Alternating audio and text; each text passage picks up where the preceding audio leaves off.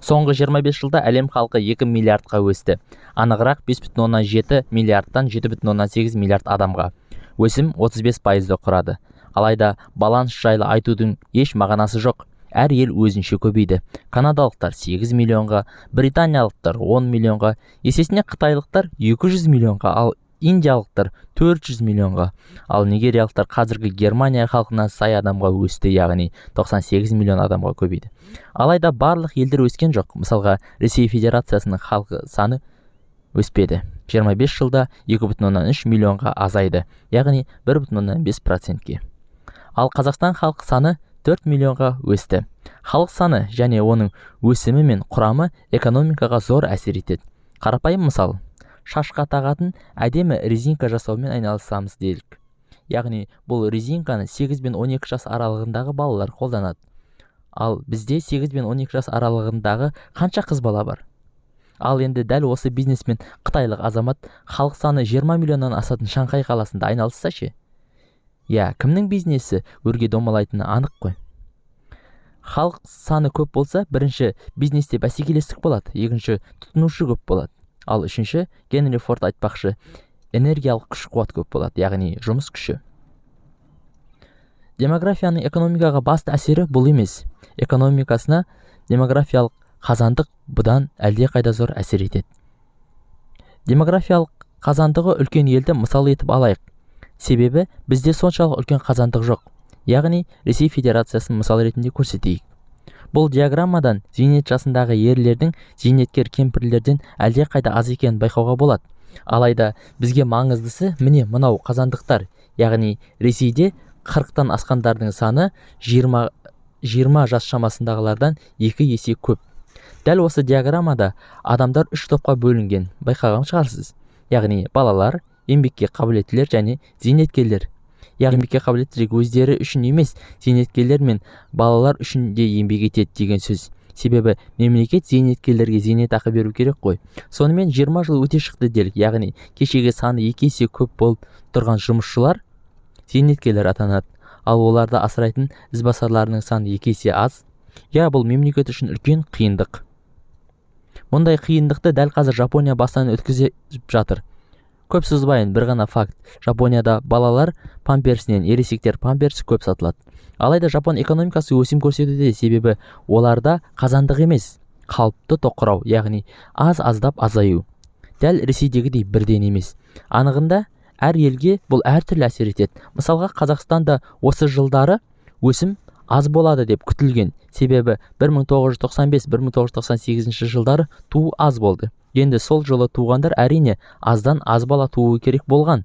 Алайда еліміз бұл қиындықты еңсере алды. Бұған менің де үлесім бар. Мен 1997 жылы дүниеге келдім. Аз баланың бірімін. Қазір менің бір ұл, бір қызым бар, жасым 25-те. Еліміз үшін тағы бір жақсы жаңалық. 2000 жылдары елде туу көрсеткіші жақсы болған. Енді олардан туған балалар саны да көп болады деп күтілуде. Қазірде күніне 800-ден аса бала туылып, 300-ден астам адам қайтыс болады. Мысалға, Америкада мұндай үлкен қазандық жоқ.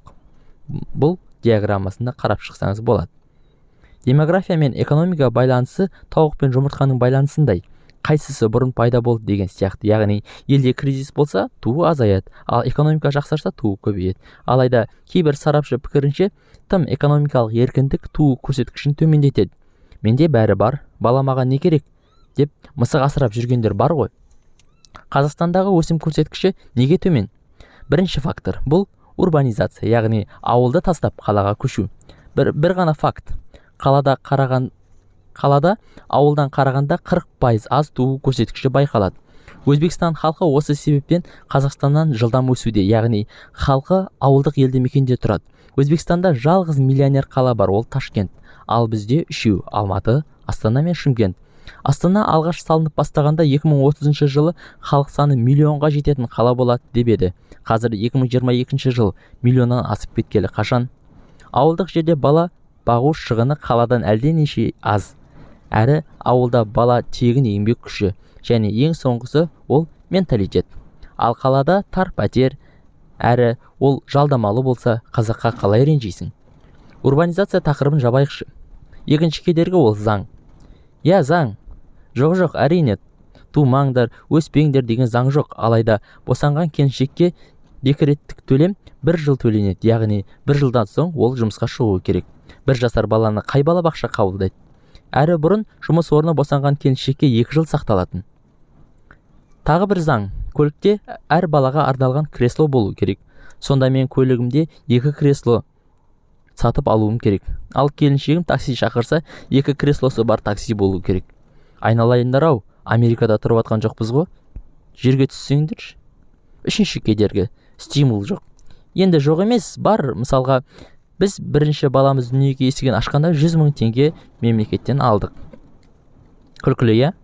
Енді осыны ақыл ой тарасына салып көрейік. Ешбір орта деңгейлі азамат 100 000 теңге балалы болуға стимул болды деп айта алмайды. Ал кімге 100 000 теңге балалы болуға стимул болған болса, оның ол балаға лайықты экономикалық қамқорлық көрсететініне күмән мол. Біз өсу туралы айтамыз. Өсіп қайда барамыз? Жер қанша адамды көтереді? Қазірдің өзінде 7,8 миллиардпыз. Мұнай мен көмірді былай қойғанда ертең ауа мен суға зар болып қалмаймыз ба? Мұның да экономикасын қарастыру керек қой.